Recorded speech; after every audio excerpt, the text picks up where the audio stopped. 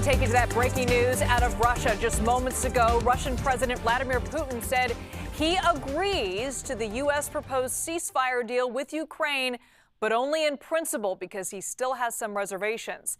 Putin said he has serious issues that need to be worked out before that proposal can go any further.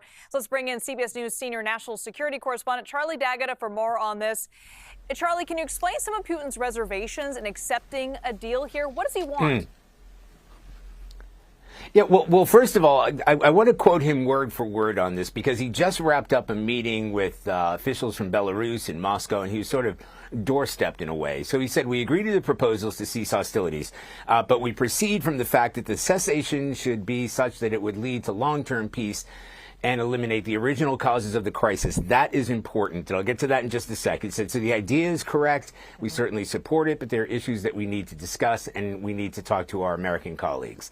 And he said that he would probably contact President Trump to have that discussion. So what he's referring to is essentially the complaints that he had when he justified the invasion of Ukraine to begin with. So NATO expansion, which actually has happened as a result of his invasion of Ukraine. So they want to limit that. They want to see it pull back. The concept, the idea of putting European troops on Ukrainian soil is something that has been roundly dismissed by Moscow. So what will be his starting point will be that. And then also, as has already sort of been indicated even by the Ukrainian side of this ceasefire, that the Russians would continue to hold the land that they've seized. So in that short statement, he's essentially hinted that what he wants to get to is essentially what he was trying to achieve. I mean, let's face it, he had already stated he is trying to achieve taking over all of Ukraine. But where he will start is from the territory that Russia has already gained, a limitation on NATO and an exclusion of European forces in the event of sort of policing whatever ceasefire might come of this. You know, Charlie, we just got the tape playback from that meeting with the leader of NATO and President Trump. I want to play back some of that for you, and then we'll talk on the other side. Great. A lot of things, obviously. We'll be discussing what's happening with respect to Ukraine and Russia. At this moment, we have people talking in Russia. We have representatives over there, Steve Witkoff and others, and they're in very serious discussions. As you know, Ukraine has agreed, subject to this, what's happening today, to a complete ceasefire, and we hope Russia will do the same. Thousands of people are being killed, young people, usually, mostly young people. We were just talking about it. Thousands of young people are being killed a week, and we want to see that stop. And they're not Americans, and they're not from the Netherlands for the most part. No. They're from Russia, and they're from Ukraine, but they're people. And I think everybody feels the same way. We want it to stop. It's also a tremendous cost to the United States and to other countries. And it's something that would have never happened if I were president, and it makes me very angry to see that it did happen. But it happened, and we have to stop it. And Mark has done some really good work over the last week. We've been working together, and he's done some really good work, so I'm very happy about that. We'll also be talking about trade and various other things, and I think we'll have a very, very strong day. We're going to have lunch afterwards. That'll go, and then we'll see you all later. But Mark, would you like to say something? Yeah. First of all, thank you so much, Mr. President, dear Donald, again for hosting me, and but also for taking time in Florida a couple of weeks after you were re-elected. That's right. And of course, our phone call a couple of weeks ago, and I must say, Trump 45, you originated the fact that in Europe we are now spending, when you take it to aggregate, 700 billion more on defense than when you came in office in 2016, 2017. But that was Trump 45. But when you look at Trump 47, That'd be hard to tell. what happened the last couple of weeks is really staggering. The Europeans committing to a package of 800 billion defense spending. The Germans now, potentially up to $500 billion extra in defense spending. And then, of course, you had Keir Starmer here, the British Prime Minister, and others, all committing to much higher defense spending. We're not there. We need to do more, but I really want to work together with you in a run-up to the The Hague Summit to make sure that we will have a NATO which is really reinvigorated under your leadership, and we are getting there. We also discuss defense production because we need to produce more weaponry. We are not doing enough. Not in the US, not in Europe, and we are lacking behind when you compare to the Russians and the Chinese. And you have a huge defense industrial base. Europeans buying 4 times more here than the other way around, which is good because you have a strong defense industry, but we need to do more there to make sure that we ramp up the production and kill the red tape. So I would love to work with you on that. And finally, Ukraine. You broke the deadlock. As you said, all the killing, the young people dying, cities getting destroyed. The fact that you did that you started the dialogue with the Russians, and the successful talks in Saudi Arabia now with the Ukrainians. I really want to commend you for this. So, The Hague is my hometown. I love to host you there in the summer and work together to make sure that will be a splash, a real success, projecting American power on the world stage. What Mark is saying is when I first went to NATO, my first meeting, I noticed that very few people were paying. And if they were, they weren't paying their fair share. There were only 7 countries that were paying what they were supposed to be paying, which was, yeah, it's even worse. Could be even worse. But there were just very few countries that were paying, and even the paying, it was at 2%, which is too low. It should be higher. It should be quite a bit higher. But you had Poland, and I remember Poland was actually paying a little bit more than they were supposed to, which I was very impressed with. They've been actually terrific, and some of the others. But most of them weren't paying, or they were paying very little. And I didn't think it was appropriate to bring it up there, but I said it's going to be brought up at my next meeting. And my next meeting, the first meeting, you want to give them a little break. The second meeting, it began, and I was able to raise hundreds of billions of dollars. I just said, we're not going to be involved with you if you're not going to pay. And the money started pouring in, and NATO became much stronger because of my actions and working along with a lot of people, including Mark. But they would not pay for other presidents, and I don't think other presidents even knew that they weren't paid. I asked, first question, has everybody paid up? And literally, I mean, they told me 7. You could be right, it could be 3, but that makes it even worse. But they just weren't paying. And I said, no, I won't protect if you're not paying. If you're delinquent or if the money isn't paid, why would we do that? And as soon as I said that, got a little hit from the press because they said, oh, gee, that's not very nice. But if you said the other, nobody would have paid.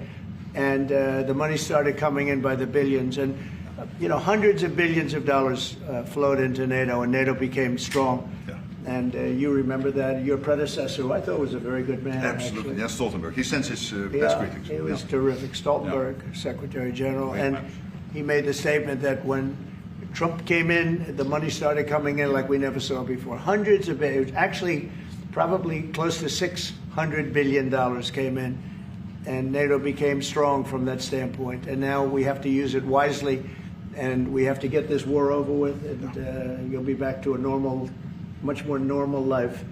And maybe we're close. We're getting words that things are going okay in Russia, and it doesn't mean anything until we hear what the final outcome is. But they have very serious discussions going on right now with President Putin and others. And hopefully they all want to end this nightmare. It's a nightmare. It's a horrible thing when you look. I get pictures every week. They give me the pictures of the battlefield, which I almost don't want to see. It's so horrible to see young people laying arms and legs and heads laying all over the field. It's the most terrible thing that you'll ever see. And it's got to stop. These are young people with mothers and fathers and sisters and brothers and friends, and it's got to stop. So we hopefully are going to be in a good position sometime today to have a good idea. We'll have we know where we are with Ukraine, and we are getting good signals outside of Russia as to where we are with Russia. And hopefully they'll do the right thing. It's really humanity. We're talking about humanity. We're not talking about the money. But then you add the money to it, and hundreds of billions of dollars is being spent and really wasted so unnecessarily. It should have never happened. So it's an honor to have you here. They picked a great gentleman. I'll tell you, I was so happy to hear, because you had somebody. Stoltenberg was really good, and you have somebody that's going to do an incredible job. And I was so much in favor of you. You have no idea. They had another person that I did not like. I was not happy. And I think I kept him from, you know what I'm talking about. I said, this is the right man to do it. And he really did. He was a great prime minister of the Netherlands. He did a great job. And that's what he's doing right now. So thank you, everybody, for being here. And it's a very great honor to have you. And we even have some of our great energy people here today, right? We have the governor, and we have Chris, you know Chris, right? He's supposed to be the most talented man in the world of energy, according to the governor. So I don't know if he's right. And we have General, you've been fantastic. Thank you very much. And we have a lot of good people that won't be so much involved with this, but they wanted to see what was happening. It's become a little bit of a show, but they wanted to see what was happening, and I think a lot of good things are happening. So with that, if anybody would have a question. Mr. President, on Russia. Sorry. Steve Witkoff's trip to Moscow, you spoke about it. What sort of agreement do you hope he comes away from it with? Well, we'd like to see a ceasefire from Russia. And we have, not been working in the dark. We've been discussing with Ukraine land and pieces of land that would be kept and lost and all of the other elements of a final agreement. There's a power plant involved, a very big power plant involved. Who's going to get the power plant and who's going to get this and that? And so, it's not an easy process. But phase one is the ceasefire. A lot of the individual subjects have been discussed, though. We've been discussing concepts of land because you don't want to waste time with a ceasefire if it's not going to mean anything. So we're saying, look, this is what you can get. This is what you can't get. They discussed NATO and being in NATO, and everybody knows what the answer to that is. They've known that answer for 40 years, in all fairness. So a lot of the details of a final agreement have actually been discussed. Now we're going to see whether or not Russia's there, and if they're not, it'll be a very disappointing moment for the world. Yeah. Vladimir Putin just said he is open to a ceasefire, but he does still have some concerns. He suggested that you two should speak directly. Do you have plans to speak to him soon? If so, when are you confident you can get this across the table? Sure. He did say that today. It was a very promising statement because other people are saying different things, and you don't know if they have anything to really, if they have any meaning, or I don't know. I think some of them were making statements. I don't think they have anything to do with it. No, he put out a very promising statement, but it wasn't complete. And yeah, I'd love to meet with him or talk to him. But we have to get it over with fast. Every day people are being killed. It's not like, as we sit here, 2 people will be killed. Think of it. 2 people are going to be killed during this little period of time. Thousands of people a week are dying. So we really don't have very much time. We have to make this fast. It shouldn't be very complicated. Thank you, Mr. President. Yes. A representative of Canada, the finance minister, are in town and will meet members of your administration during the day. Any chances that you will ban on the tariffs on aluminum and the ones that are planned for April 2nd? No. You are not going to change your mind? No, not. Look, we've been ripped off for years, and we're not going to be ripped off anymore. No, I'm not going to bend at all. Aluminum or steel or cars. We're not going to bend. We've been ripped off as a country for many, many years. We've been subjected to costs that we shouldn't be subjected to. In the case of Canada, we're spending $200 billion a year to subsidize Canada. I love Canada. I love the people of Canada. I have many friends in Canada. The great one, Wayne Gretzky, the great. Hey, how good is Wayne Gretzky? He's the great one. But we have, I know many people from Canada that are good friends of mine. But, the United States can't subsidize a country for $200 billion a year. We don't need their cars. We don't need their energy. We don't need their lumber. We don't need anything that they give. We do it because we want to be helpful, but it comes a point when you just can't do that. You have to run your own country. And to be honest with you, Canada only works as a state. It doesn't. We don't need anything they have.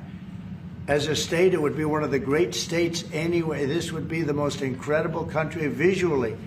If you look at a map, they drew an artificial line right through it between Canada and the U.S. Just a straight artificial line. Somebody did it a long time ago, many, many decades ago, and it makes no sense. It's so perfect as a great and cherished state. Keeping "O Canada," the national anthem. I love it. I think it's great. Keep it. But it'll be for the state, one of our greatest states. maybe our greatest state. But why should we subsidize another country for $200 billion? It costs us $200 billion a year. And again, we don't need their lumber. We don't need their energy. We have more than they do. We don't need anything. We don't need their cars. I'd much rather make the cars here. And there's not a thing that we need. Now, there'll be a little disruption, but it won't be very long. But they need us. We really don't need them. And we have to do this. I'm sorry. We have to do this. Yes. Mr. President, Yeah. you have made it very clear that NATO needs to step up, although great progress has been made in your first mandate. How do you envision this new transatlantic? Are you talking about NATO stepping up? Well, NATO is stepping up through this man. This man is a man that only knows how to step up. And we have the same goal in mind. We want the war ended. And he's doing his job. He only knows how to do a good job. That's one thing. That's why I fought for him to get that job. Because they had some other candidates that I'll tell you would not have done a very good job. I need this part of the move for my family. So we'll get you a clip. We're going to get him a clip of that little last statement. The rest of the statements he doesn't care. Sir, how does this new transatlantic cooperation, how do you envision it? Well, that's one thing. I mean, we're on the other side of the ocean. And they're right there. And yet we're in for $350 billion because of Biden. And they're in for $100 billion. So it's a big difference. And it's unfair. And I said, you have to equalize. They should equalize. They should have. It should have never happened where Biden just gave this money away. Now, as you know, we have an agreement with Ukraine on the rare earths and other things, and that'll get us something back, a lot back. It'll get us our money back. We're not doing it for that, though. I'm just doing this to get the war stopped. I'm doing it really to save lives, but at the same time, we were treated very unfairly, as we always are by every country. And we're in for very substantially more than the European nations are in for, and that shouldn't be. They're much more affected by it than we are, because we do have an ocean in between. But I don't know. I think good things are going to happen. I really do. I think good things are going to happen. I do say, we were talking before, and Mark was very nice. He said, if you would get involved, there would be you'd just be going on. This thing would have gone on for a long time. Breaking a deadlock. It was crucial. Yeah, we broke a deadlock. We did break a deadlock. I hope it's meaningful. Yes, did you have one? Yeah. Yes, sir. Thank you, Mr. President. Amanda Head with Just the News.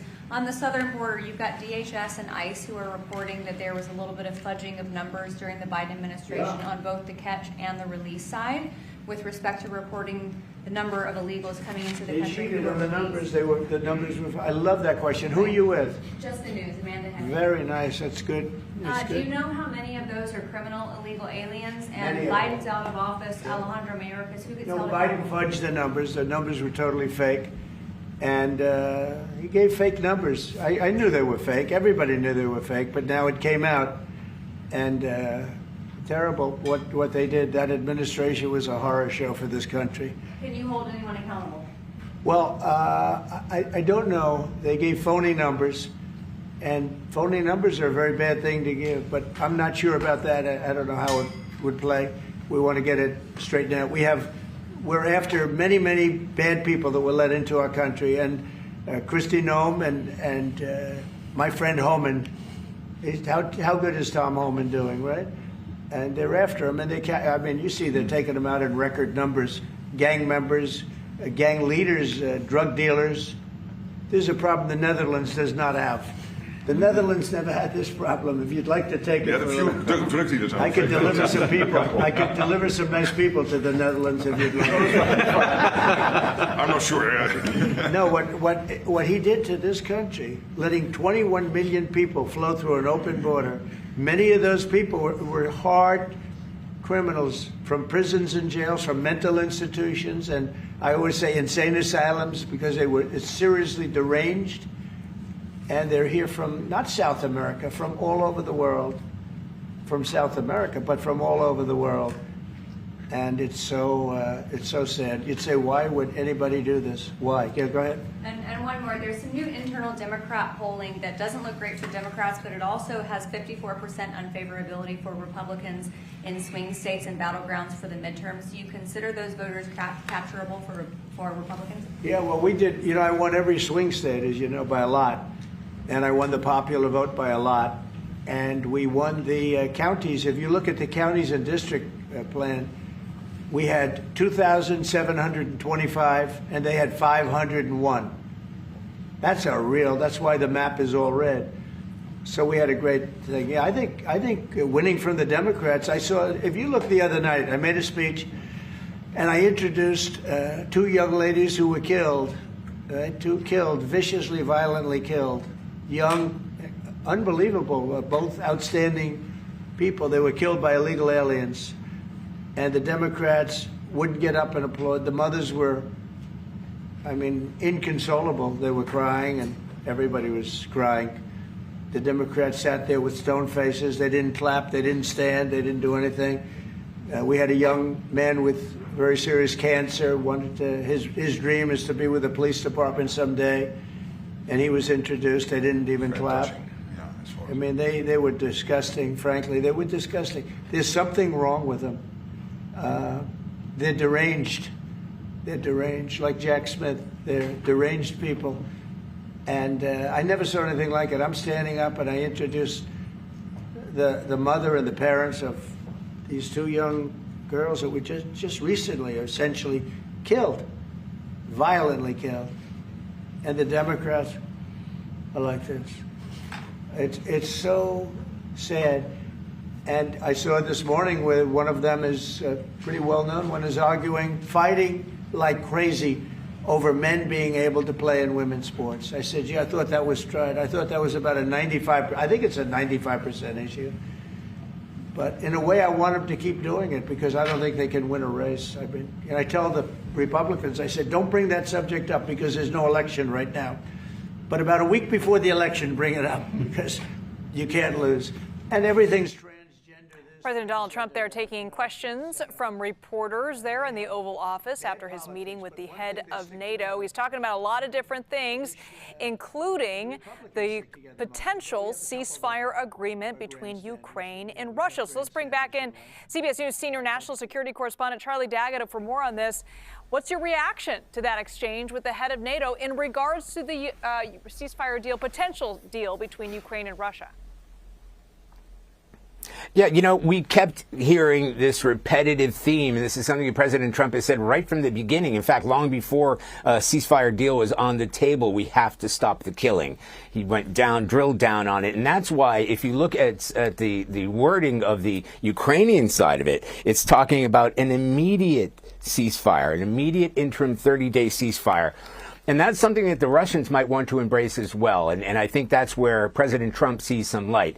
Now, of course, the concern there is that, in any kind of ceasefire situation, first of all, there's going to be a sort of hurry up offense, right? The both sides of that fight are going to try to do a land grab. And we've seen that already with the Russians around the Kursk area, essentially trying to retake all of the area that the Ukrainians have taken of Russian territory. So they want to do a land grab before the negotiations begin. But a ceasefire always favors the aggressor because a 30-day ceasefire gives the Russians a chance to sort of regroup and reestablish themselves. If the ceasefire were to fail, then they would be in a better position to continue fighting afterward.